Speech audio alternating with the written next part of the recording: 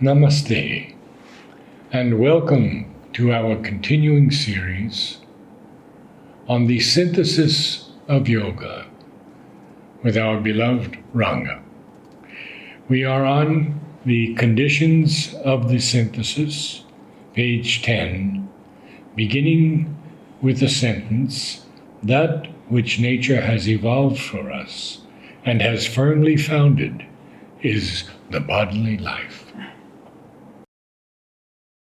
So, in the previous paras, there are two paras and before this, he has told us that there are three stages in the evolution of nature.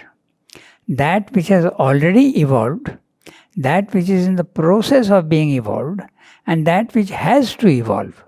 So, obviously, he means, which I am going to read that now, obviously means the first stage is the life coming out of matter, the combination of matter and life producing insects, living creatures, animals, even the largest animals, that much has been achieved. What about man? But man goes to the next level of the human mind. And the mind, Sri Aurobindo says, is still in the process of developing. Not everybody is very intellectual and highly developed. They use their mind, only the lower part of the mind. The mind has got three levels: the physical mind, the vital mind, and the pure mind. The pure mind is that which is objective, seeks knowledge, does not allow the influence of body and life to affect it. Remains impervious to the needs of the body and the desires of the vital. That is the true mental capacity, logic, one which has got logic in it. Okay, so that's a mind. So now, with this background, we'll read what he's saying. That which nature has evolved for us and has firmly founded is the bodily life. So, very clearly, bodily life, that means a combination of matter and life. Okay, which includes all the animals and all living creatures. Right from the unicellular creatures, right up to man also, because he also has a bodily life.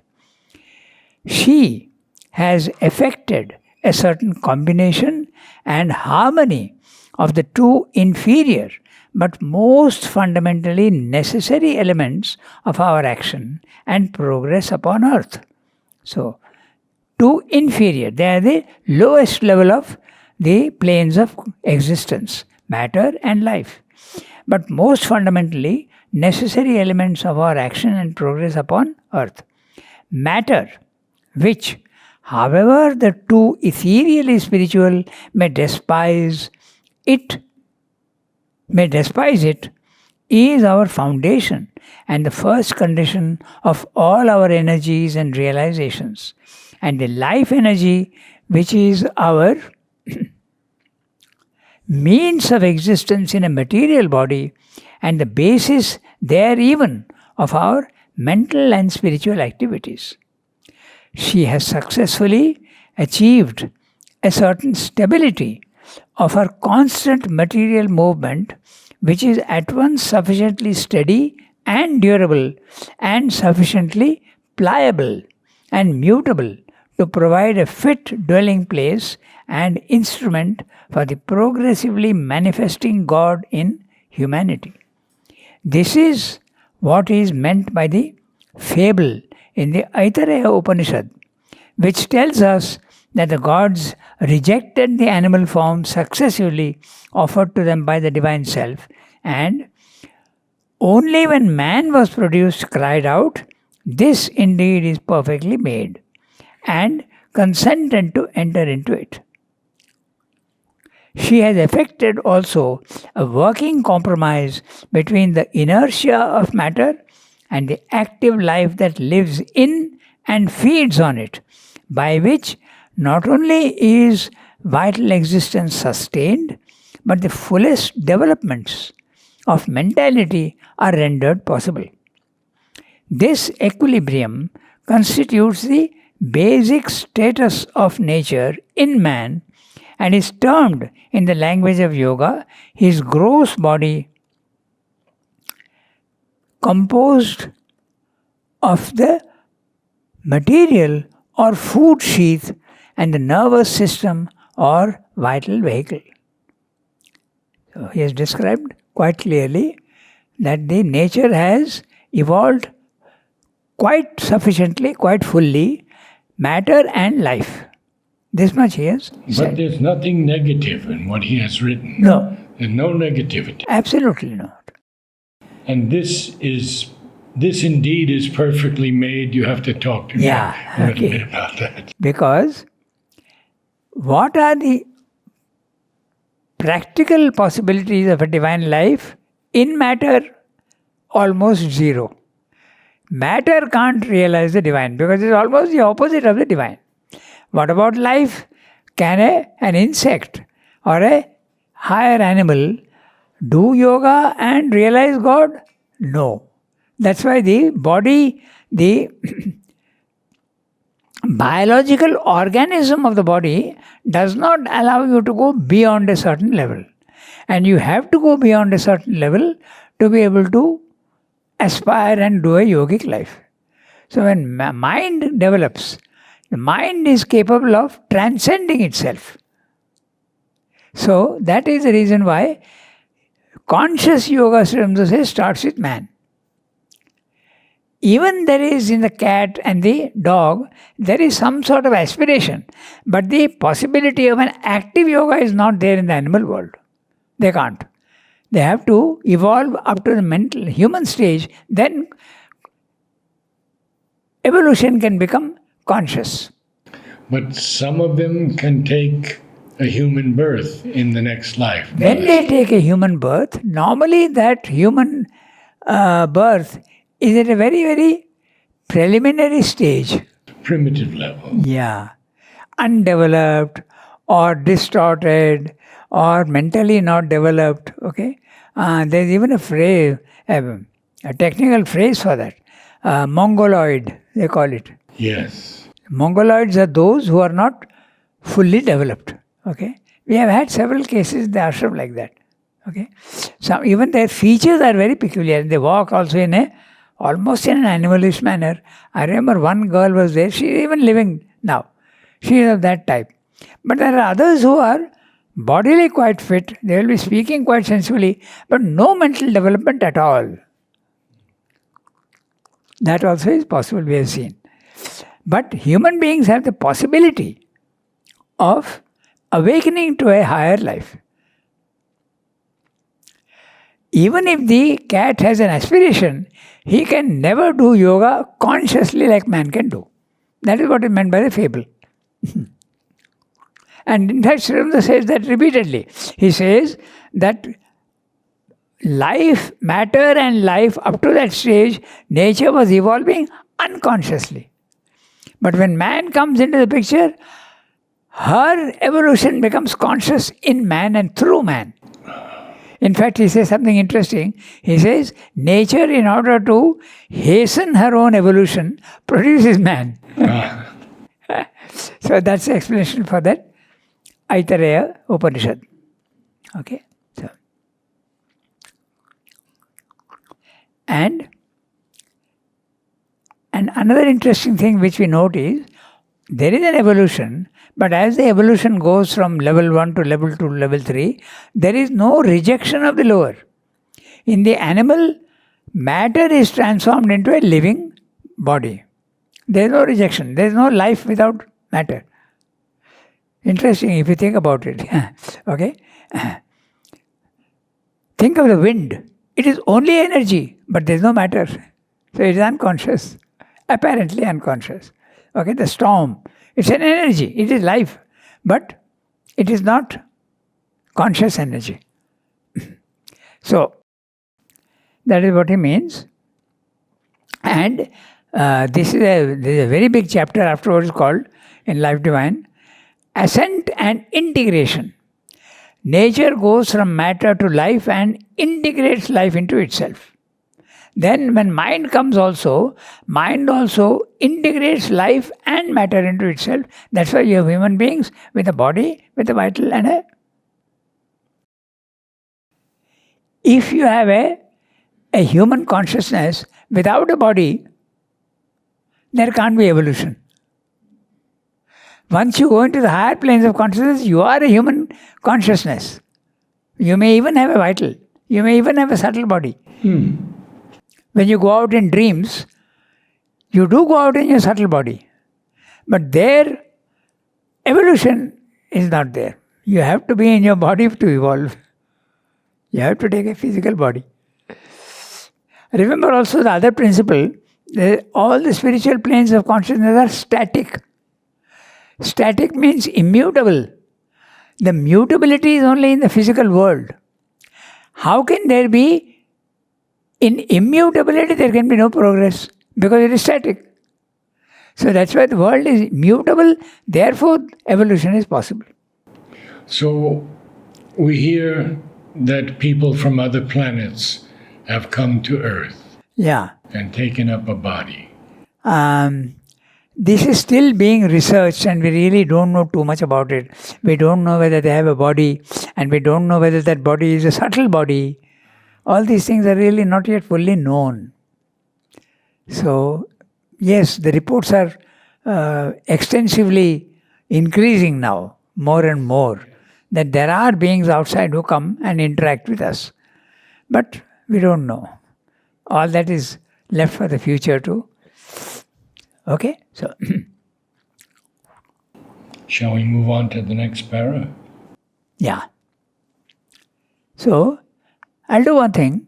We have discussed it, but I'll quickly read out the summary so that we get the gist of what he's saying.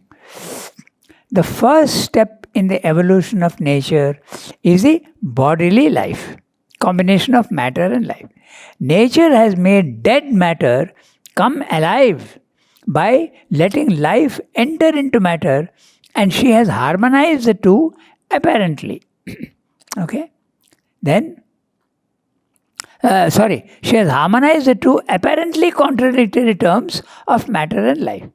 The ascetic condemns matter as unconscious, gross, dense, destructive of all upward effort towards perfection. But we must remember, matter is a God-created foundation and base for all superstructure to be built on that solid stability. As for life, it is a base for all upper activities. Also, since without life's vitality, there can be no activity and therefore no progress. Progress means activity, and activity needs vitality. Logical. Nature's evolution of life and matter has produced a series of species which seem to be stable enough, and this stability seems to be sufficient enough for nature to invite God to enter into life forms. But the Aitareya Upanishad says that the gods rejected the animal form for their habitation, but approved of the human body when created. They consented to enter into the human form. Now, with the emergence of mind from life, nature has made possible the entry into supra-intellectual forms. The successful harmonization of matter and life has produced the gross body or the food sheath, the Annamaya Kosha. This is what he said. So, my question is, what gods decided to enter into the human form? I didn't follow the question, sorry. It says that the gods agreed to enter into a human form. Yes. What gods? The gods. Oh, what God? No, the Supreme Spirit. The Supreme Spirit. Yeah. So it's not divine at the highest level. Okay, fine. That's what a psychic being is, no? Yes. It's essentially divine. But when he says the gods agreed... he is referring to the Upanishad. That's not his language, it's the Upanishad language. Very good. Now I got it. Thank you.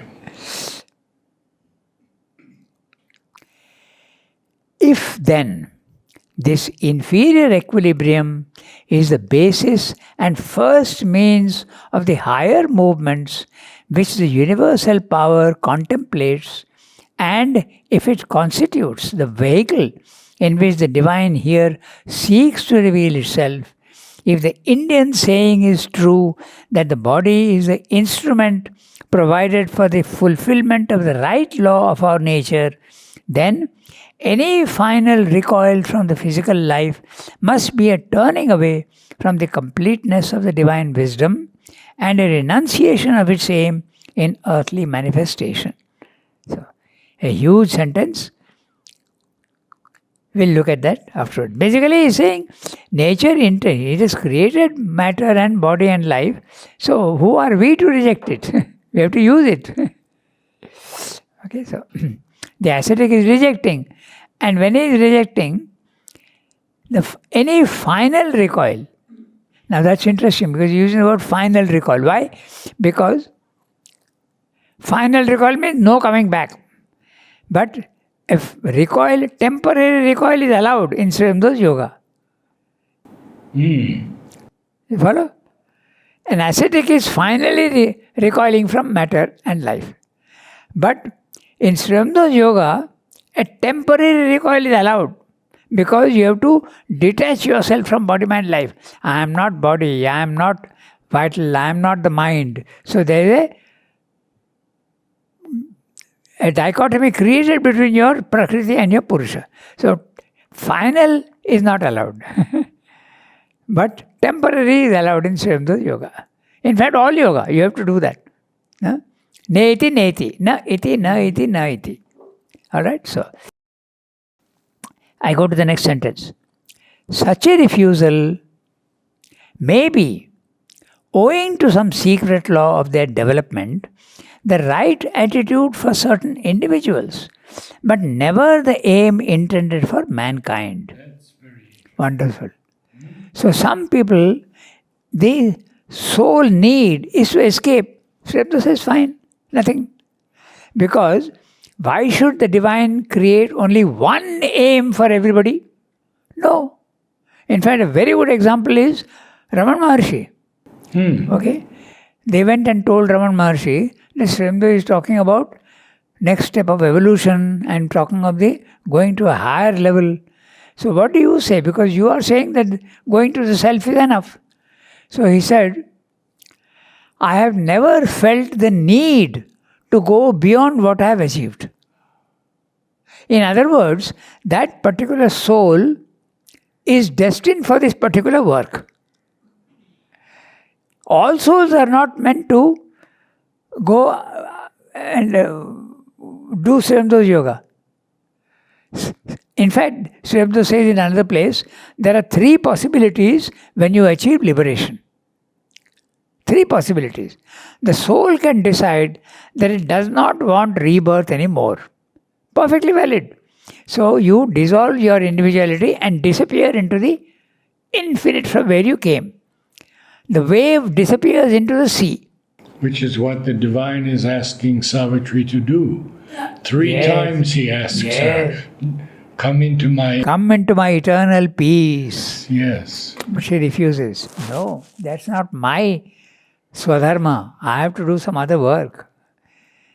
And finally, when she insists on that, he says, I now agree with you and I will cooperate with you and I will use you as my instrument in the world.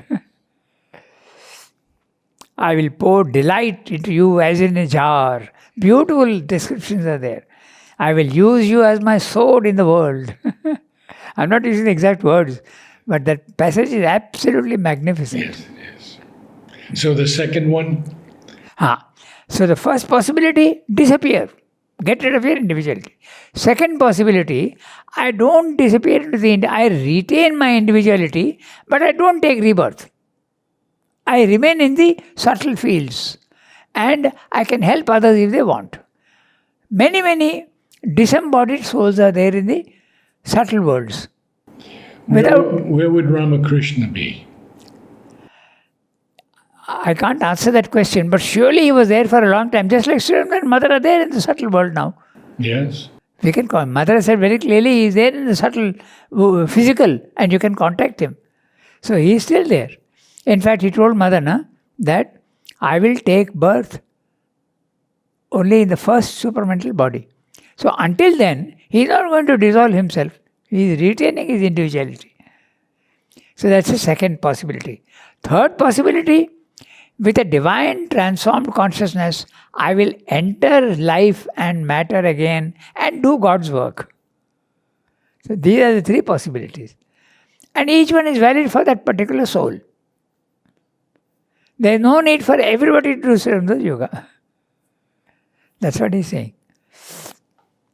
Isn't it? See, such a refusal of what? To come back into life. Okay? Such a refusal may be, owing to some secret law of their development, the right attitude for certain individuals, but never the aim intended for mankind. Everybody should not go away. If everybody goes away, what will be the logical consequence? There will be no progress here. Because progress is there when somebody with superior consciousness comes and spreads the knowledge. So Earth would be just plants and animals? If everybody disappears, only plants. No, human beings also could be there because this is an interesting question which many people ask me. Okay, he says that if people are getting liberated and going, how is the population increasing? It should be decreasing. So the answer is quite simple. It's not complicated. When the one divine, individualizes himself, what is the last element of individualization? The atom. And what are the number of atoms? Infinite. And each atom contains the divine consciousness and is slowly developing. The supply from the lower is never ended. It is going on, coming, going on, coming, going on, coming. Once Aurobindo Basu said to me, that people think the world is overpopulated, but they don't know how much more could be coming down. Absolutely. Absolutely. Interesting. Coming from below as well as from above. Okay. So, such a refusal may be, owing to some secret law of their development, the right attitude for certain individuals, but never the aim intended for mankind. It can be, therefore, no integral yoga which ignores the body or makes its annulment or its rejection indispensable to a perfect spirituality. Rather, the perfecting of the body also should be the last triumph of the spirit, and to make the bodily life also divine must be God's final seal upon His work in the universe. We'll discuss that. The obstacle which the physical presents to the spiritual is no argument for the rejection of the physical. For in the unseen providence of things, our greatest difficulties are our best opportunities. A supreme difficulty is nature's indication to us of a supreme conquest to be won and an ultimate problem to be solved. It is not a warning of an inextricable snare to be shunned or of an enemy too strong for us from whom we must flee. So he says, there is a divine element in man which says, the more the problem and the more I will conquer it. And we can see that in the physical world. No? There is Mount Everest, I'll climb it. And they did it. There was I usually give these very ordinary examples. The 4-minute mile. Okay. So Roger Bannister broke the 4-minute mile first. Then the 10 seconds, 100 meters. It was a challenge, but people did it. Now they said going to the moon was impossible. We have gone to the moon. So what is not possible? The more the challenge, the more man will do it. So that is what nature is doing. Forcing you to go beyond yourself. She is creating difficulties and tell you, go now, do this, do that. I met Tenzing Norgay. Oh, you did? In Kalimpong. the most humble man you could imagine. And we talked for half an hour. He never said that he climbed it first. He never said that. But he did.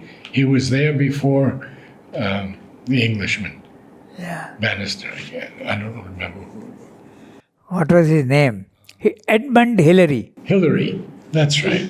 Edmund Hillary. He climbed it before Hillary. From New Zealand. Yes. So, that's what Srimde is saying. Is it clear? Or should we go through each sentence? I think it's quite clear. Very No? clear. Equally, he has dealt with matter. And he says that the integral yoga will not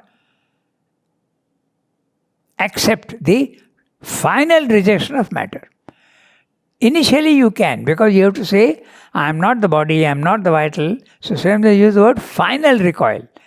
Final recoil not allowed. If you want to do integral yoga. If you want to do other yoga, okay, fine, no problem. Because it may be special need for that particular soul. You can do that, but not here. In fact, one of the greatest of spiritual giants, Buddha, did that. Yes. He disappeared and advised others also to do it. But this is a very interesting thing that you bring up, because most people don't understand, or they're not aware that Sri Aurobindo said everything is possible for people. If they want to leave, they can leave. Yeah. He has mentioned this elsewhere. Yeah, elsewhere. 3 possibilities. In Life Divine also? Yes, I think it's in Life Divine. Okay, so equally, now he's talking about life. We don't reject the vital also. We purify it. That's what he's going to say in this para. Equally, the vital and nervous energies in us are there for a great utility. They too demand the divine realization of their possibilities in our ultimate fulfillment. The great part assigned to this element in the universal scheme is powerfully emphasized by the Catholic wisdom of the Upanishads. He is quoting, as the spokes of a wheel in its nave, so in the life energy is all established. The triple knowledge of the sacrifice and the power of the strong and the purity of the wise. Under the control of the life energy is all this that is established in the triple heaven. Then, it is therefore no integral yoga that kills these vital energies, forces them into a nerveless quiescence, or roots them out as a source of noxious activities.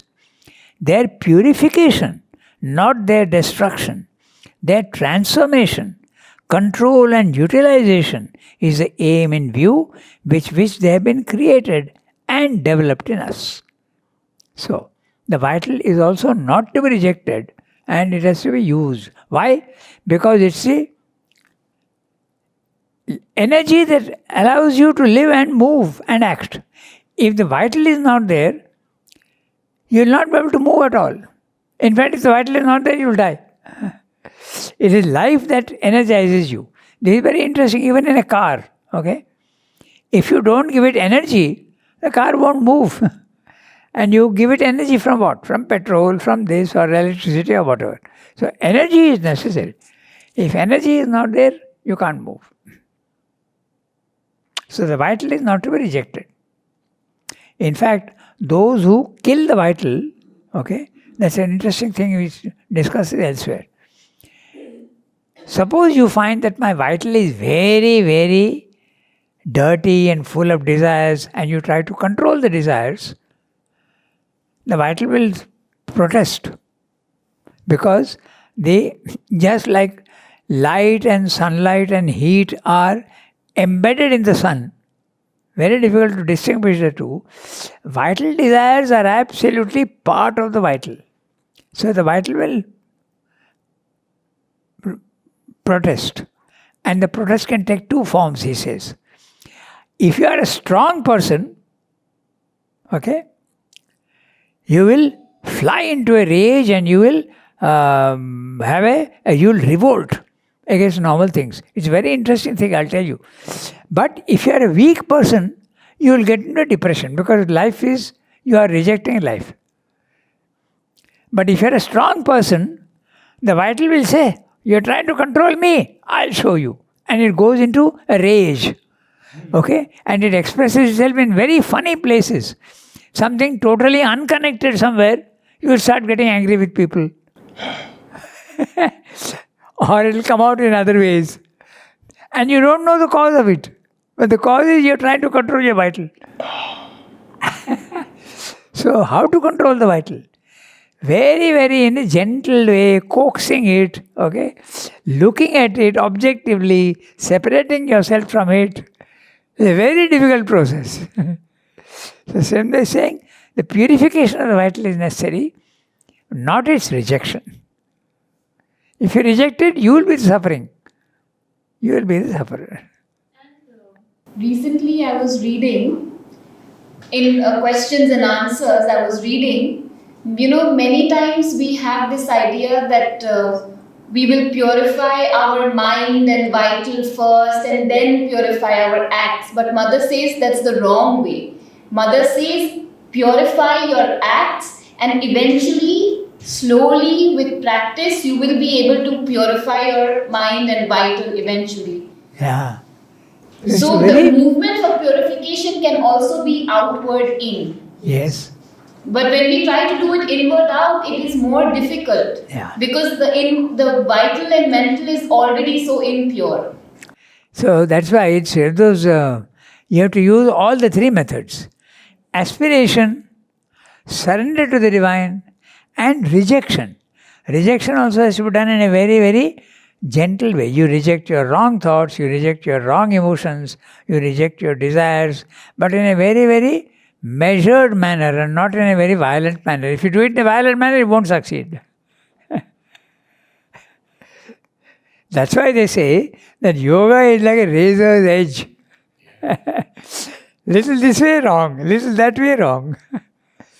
It's very difficult. That's why Srimata says, the best way is to leave it to God. Surrender to Him. He will do the job. It's impossible for you to do the job. And if you do the job yourself, okay, you can get results. The Raj Yogin does that, the Tantrics do that. But then it's a very narrow result. And your ego may not also go. So these are the difficulties. Okay? So in this para, very clearly, not rejection of the vital, but transformation of the vital. Not rejection of the body, but transformation of the body. Srimata says in another place, he says, the body has got legitimate rights. The vital has got legitimate rights. The mind also has got legitimate rights, and you must see that their legitimate rights are fulfilled. So what is the legitimate right of the body? To be disease-free, to have very good health, and to be always full of strength and energy and strong, and if possible, conquest of death. These are the legitimate rights of a body. The body will demand that. You have to concede that it is okay. What about the vital? It must have the power of enjoyment. The vital is there for enjoyment, but pure enjoyment. We unfortunately, we learn to enjoy certain things and to get disgusted with other things. But the vital has to learn to enjoy everything. Even that which is unpleasant, it has to learn how to enjoy it. And that's possible only at the highest level or in the spiritual planes of consciousness. Okay, so then the mind. What is the legitimate demand of the mind? To have full knowledge, true knowledge. Now it has got only half-baked knowledge. Science is knowledge, but it is half-baked, not true knowledge. If the bodily life is what nature has firmly evolved for us as a base and first instrument, it is our mental life that she is evolving as her immediate next aim and superior instrument. Note She is still evolving it. It is not yet evolved. This, in her ordinary exaltations, is a lofty, preoccupying thought in her. This, except in her periods of exhaustion and recoil into a reposeful and recuperating obscurity, is her constant pursuit wherever she can get free from the trammels of her first vital and physical realizations. For here in man, we have a distinction which is of the utmost importance. He has in him not a single mentality, but a double and a triple, a mind material and nervous, the pure intellectual mind which liberates itself from the illusions of the body and the senses, and a divine mind above intellect which in its turn liberates itself from the imperfect modes of the logically discriminative and imaginative reason. Mind in man is first enmeshed in the life of the body, where in the plant it is entirely involved, and in animal always imprisoned. It accepts this life as not only the first, but the whole condition of its activities, and serves its needs as if they were the entire aim of existence. But the bodily life in man is a base, not the aim, his first condition and not his last determinant. In the just idea of the ancients, man is essentially the thinker, the Manu, the mental being who leads the life and the body, not the animal who is led by them. The true human existence, therefore, only begins when the intellectual mentality emerges out of the material and we begin more and more to live in the mind, independent of the nervous and physical obsession, and in the measure of that liberty are able to accept rightly and rightly to use the life of the body. For freedom and not a skillful subjection is the true means of mastery. A free, not a compulsory acceptance of the conditions, the enlarged and sublimated conditions of our physical being, is the high human ideal. But beyond this intellectual mentality is the divine. It's a very big para, and there are a lot of things to be said about it because the language is not very involved. We have to get it out. But one thing I'll just mention, okay? He has said earlier about the vital, which we did not discuss, okay? As the spokes of a wheel in its nave, so is the life energy is all established. The triple knowledge and the sacrifice and the power of the strong and the purity of the wise. Under the control of the life energy is all this that is established in the triple heaven. So what is this triple heaven? That's what is described now. Good question, because I need it from my lexicon. I have a couple of answers, but I want to hear yours. Okay. So the triple heaven is the physical mind, the intellectual mind, and the divine mind. That is, I think he described it very clearly because he's quoting from the scriptures. Okay, and in the next paragraph which you read, he has said that if you read carefully, the physical mind, the intellectual mind, and the divine mind. So how can the physical mind be a heaven? The physical mind is very difficult to change. In fact, at one time, Sri was saying you have to ignore it. But when you go to the supramental level, the physical mind can be transformed. And that Sri called the mind of light. When the physical mind, and what is the physical mind? The physical mind is your manas, that which interprets the senses. That's all. It's a manas which receives data from the physical world and interprets them for you. If the manas is not there, you will only receive data from the physical world, but there will be no interpretation. In other words, you will be like a newborn baby.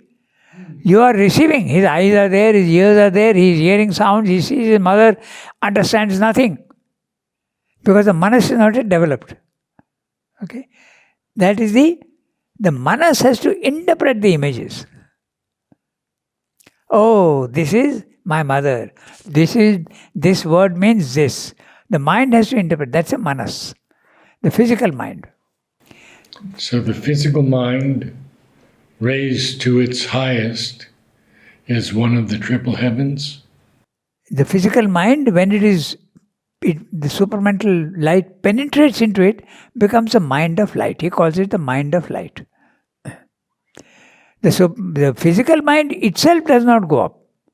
The light has to come and purify it. It's like the depth of the ocean. The lowest portion of the ocean is always dark, but it can be illumined from a light above. So there's a triple mind. So this is, and also what is the image? As the spokes of a wheel. First of all, below life is the matter. Then in the middle is life, and above that is the mind.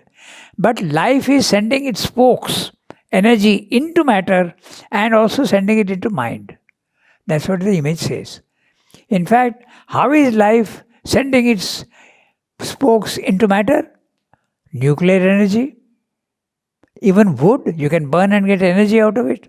Coal, examples of that. No? So, there is energy in matter. So, life has entered, but it is static. It also enters into mind and penetrates everything in the physical world. In fact, what is saying here, truth is that everything is involved in everything else. The divine is involved in all the lower elements right up to here. And matter also, substance is also involved in all the other elements. There is all a constant mixture, and absolute purity of each element is not there in manifestation. It is outside manifestation, yes. You can see them separately. You can experience them separately, but they are all one. Okay, so he has discussed the bodily life and said the integral yoga will not reject the body. Now he is saying the integral yoga will not reject the vital. If the bodily life, mind. If the bodily life is what nature has firmly evolved for us as a base and first instrument, it is our mental life that she is evolving as her immediate next aim and superior instrument. The body is an instrument, the vital is an instrument, but the mind is a far superior instrument. This, in her ordinary exaltations, is the lofty preoccupying thought in her. Who is the her? Nature. So nature is trying to evolve mind in man, and she has even done that for some higher animals also. Okay. This, except in her periods of exhaustion and recoil into a reposeful and recuperating obscurity, is her constant pursuit wherever she can get free from the troubles of her first vital and physical realizations. Now, is this clear? What is meaning? It's very clear what he's saying. I'll give you an example, you will immediately understand what he's saying. He has told you earlier, if you remember, nature is not drilled to a uniform march. You remember the sentence? I'll get it for you.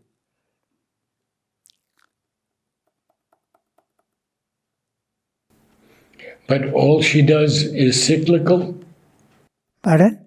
Would you say that all she does is cyclical? Yeah, that's right.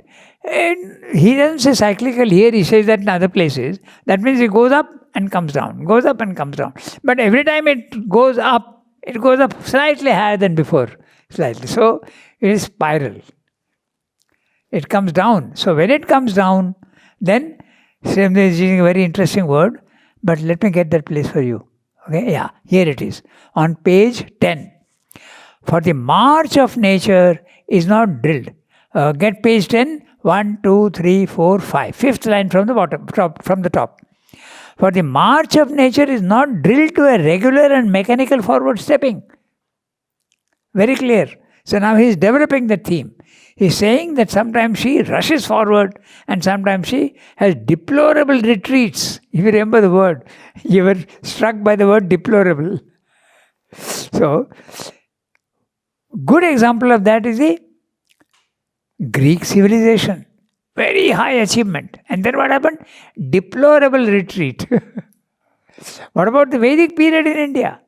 Very high development. Then a deplorable retreat. Srila is not calling that deplorable retreat here. He is saying, he is using very interesting words.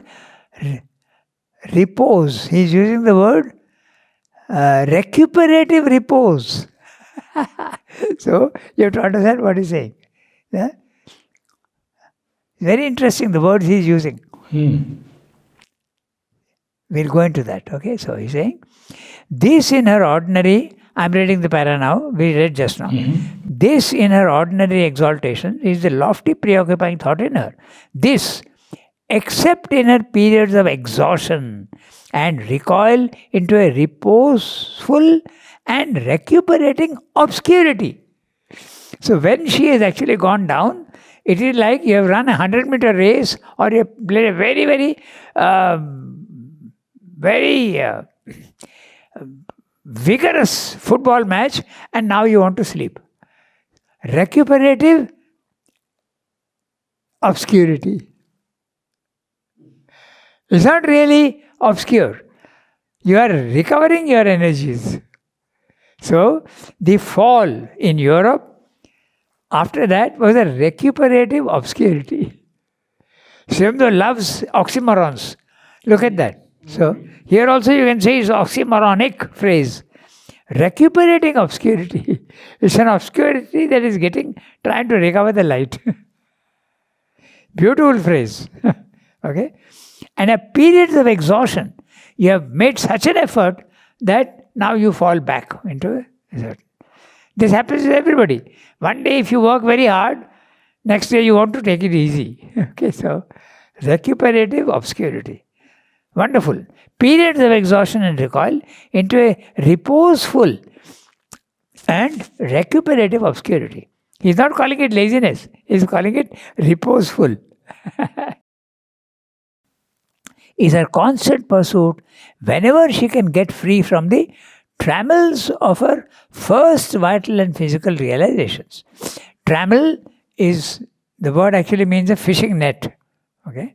So, but here he is using it in a figurative sense. Okay? So he is saying the difficulties of the vital, it traps you. So when you can get free, you have high realizations, you have high achievements, and then you fall back again into a reposeful, recuperative obscurity. So nature is going up and down, up and down. That's why, and you can see his ideas, he repeats in different words. If you remember, for the march of nature is not drilled to a regular movement. So now he's saying the same thing in different words. Okay. For here in man, we have a distinction which is of the utmost importance. He has in him not a single mentality, but a double and a triple. A mind material. The mind material is the physical mind. The physical mind is the manas, that which interprets your senses. Okay? And nervous mind, the vital mind. The vital mind is the second one. Okay? The pure intellectual mind is the third one. The pure intellectual mind tries its best not to be influenced by the needs of the body and the desires of the vital. It becomes objective. It looks at everything as it should, like a witness, without judging, looking at it without being affected. That's a pure intellectual mind. Srimdo often uses the word also reason for that, with an R cap. Okay? So, for here in man we have a distinction which is of utmost importance. He has in him not a single mentality but a double and a triple. The mind, material, nervous, the pure intellectual mind which liberates itself from the illusions of the body and the senses. So the pure intellectual mind, the best would be the higher mind. When the soul is outside and not trapped in the body-mind life. Okay? Which liberates itself from the illusions of the body and senses, and a divine mind. So here he is also talking, he is giving a slight different interpretation. The first is the material mind, then you have the pure intellectual mind, and then you have a divine mind. Above intellect, which in its turn liberates itself from the imperfect modes of the logical, discriminative, and imaginative reason.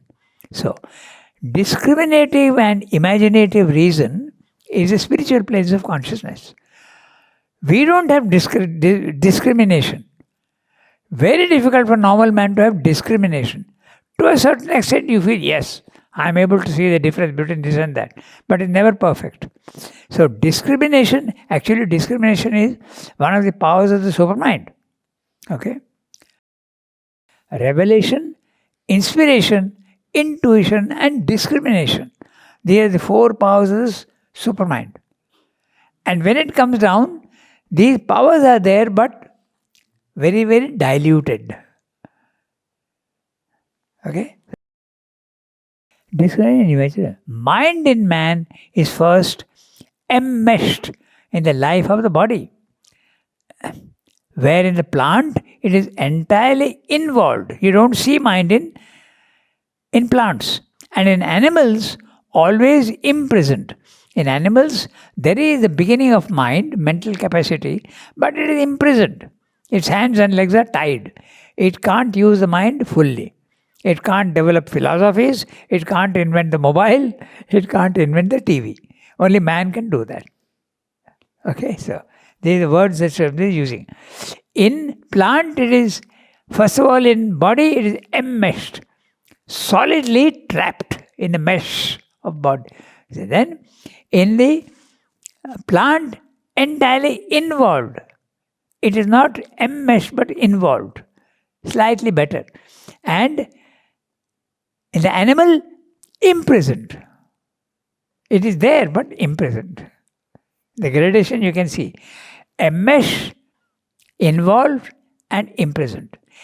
It accepts this life as not only the first, but the whole condition of its activities, and serves its needs as if they were the entire aim of existence. But the bodily life in man is a base, not the aim, his first condition and not his last determinant. In the just idea of the ancients, man is essentially the thinker, the Manu. Manu is a philosophical concept. Manu is the first man. But there is no first man because evolution is there and slowly the mental capacity is developed. So Manu is a symbolic, the first man, okay, who has got a mind. The mental being who leads the life and the body.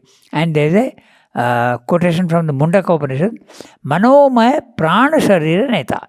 The mind should be the leader of the body and the life. That's what it means. Okay?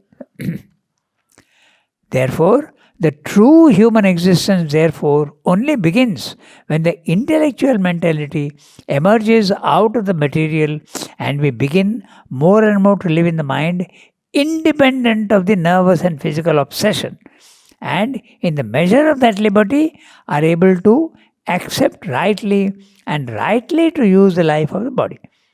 Only when the mind is free from the influence of body and vital, it can really play its part, its role. For freedom and not a skillful subjection is the true means of mastery. Now that's interesting.